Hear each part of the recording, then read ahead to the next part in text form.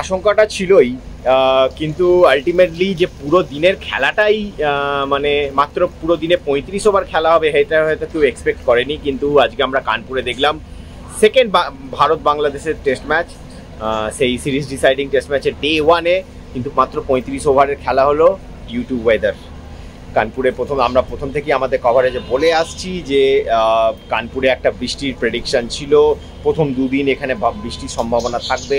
এবং আজকে ডে 1-এ আমরা দেখলাম সকালে তো দেখলাম ওয়েট আউটফিল্ডের জন্য খেলা 1 ঘন্টা দেরিতে শুরু হলো, এবং যখন শুরু হলো তার ঠিক 35 ওভার মাত্র ইন্ডিয়া টসে জিতে বোলিং নিল কনসিডারিং দ্য কন্ডিশনস। এবং টিম ম্যানেজমেন্টও আমরা দেখলাম যে 3টে পেসার নিয়ে নামলো, কেননা যেভাবে ওয়েদার এবং আবহাওয়ার পরিস্থিতি দেখে সেই জন্য কুলদীপকে তারা দলে রাখতে পারলো না, যেটা ইনিশিয়ালি আমাদের কাছে খবরে ছিল হয়তো তারা কুলদীপকে খেলাতে পারে, কিন্তু এটাও আমরা বলেছিলাম যে পরিস্থিতি দেখে বিচার করবে ভারতীয় ম্যানেজমেন্ট। তো আজকে সকাল থেকেই আবহাওয়ার হালটা কিন্তু খুব একটা মানে সকাল থেকে একটা গুমোট ওয়েদার ছিল, এবং সেই পরিস্থিতিতে ভারত মনে করেছিল যে 3টে পেসার খেলানোই শ্রেয় হবে, এবং 35 ওভারে খেলা মাত্র হলো। এবং তারপরে একটা 45 মিনিটসে একটা মানে বৃষ্টি স্পেল, তারপরে আর কোনো কিছুই মানে এটা ওয়াজ লাইক মানে কোনো খেলাই পসিবল ছিল না। এবং মাঠের আমরা দেখলাম পুরো মাঠটাকে ঢাকা সত্ত্বেও এখানে কিন্তু যে পরিমাণ বৃষ্টি হয়েছে সেই জল কিন্তু আজকের মধ্যে শুকানো সম্ভব নয়, তাই জন্য আজকের মধ্যে খেলা আজকে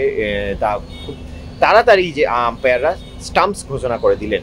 যাই হোক, রোহিত শর্মা টসে জিতে আজকে ফিল্ডিং নিয়েছিলেন। জেনারেলি তিনি নেন না, কিন্তু পরিস্থিতির কথা ভেবে হয়তো তিনি নিয়েছিলেন। তিনি ভেবেছিলেন বাংলাদেশকে তাড়াতাড়ি যদি আমরা এই পরিস্থিতিতে অল আউট করে দিতে পারি তাহলে আমাদের কাছে এনাফ টাইম থাকবে। এবং টাইম কিন্তু as we go forward in this test match time কিন্তু একটা বড় ফ্যাক্টর হতে চলেছে, কেন ভারত চাইবে এই WTC পয়েন্টের কথা মাথায় রেখে এই সিরিজ থেকে পুরো পয়েন্টটা তুলতে।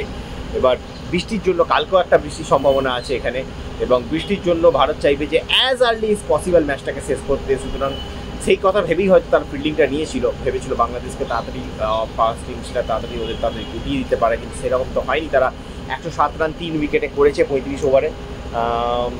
তো আই থিঙ্ক আমার মনে হয় time race, it's a race against the time in this test match ভারতের জন্য স্পেশালি। এবং কত তাড়াতাড়ি তাদের বোলাররা এফেক্টিভ হয় এবং কতটা খেলার মতো পরিস্থিতি হয়, কেননা কালকেও বৃষ্টির সম্ভাবনা আছে। এবং সেই বৃষ্টির মধ্যে আমরা এখানে যেটা দেখছি যে একটা জোরে বৃষ্টির স্পেলের পরে কিন্তু গ্রাউন্ডের যা ড্রেনেজ সিস্টেম, গ্রাউন্ডটাকে কিন্তু খুব তাড়াতাড়ি খেলার জন্য রেডি করা যাচ্ছে না। সুতরাং আমাদের এই দিকে নজর থাকবে যে কালকে যদি বৃষ্টি হয় সেক্ষেত্রে এখানের আয়োজকরা কীভাবে তারা গ্রাউন্ডটাকে রেডি করার চেষ্টা করেন এবং কতটা সময় লস হয় এই টেস্ট ম্যাচে, সেই মতো করে হয়তো ভারত তাদের নতুনভাবে তাদের গেম প্ল্যানটাকে ভাববে। ভারত চেষ্টা করবে যেন এই ম্যাচটাকে মানে একটা ম্যাচ থেকে একটা রেজাল্ট বার করতে। আমাদের নজর থাকবে সেই দিকে। আপনারা দেখতে থাকুন রেস স্পোর্টস এবং রেস স্পোর্টস ক্রিকেট। কানপুর থেকে রেস স্পোর্টসের জন্য আমি সন্দীপন ব্যানার্জি।